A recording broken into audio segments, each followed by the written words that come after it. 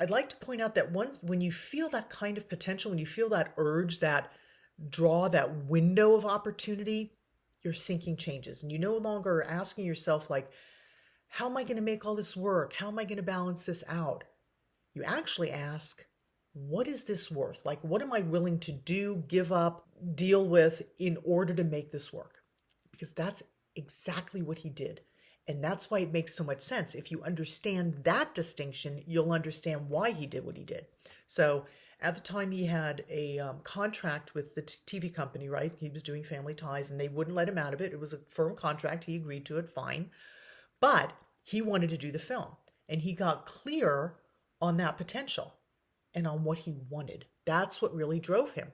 So he filmed Family Ties during the day, and then at night, like he'd leave the studio for Family Ties, and then he'd go over to the studio for Back to the Future, and he'd film at night. And he slept something, I think, like 4 hours a night. And then he did that the next day, and he just kept repeating that. And obviously, that kind of schedule is not sustainable. Like nobody could do that forever. And he also knew it wasn't sustainable. But that's what makes actually this decision so precise. It was intentional.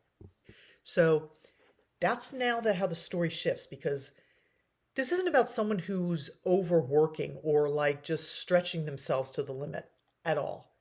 It's about someone who made a very specific decision. This moment is worth everything I have for a defined period of time.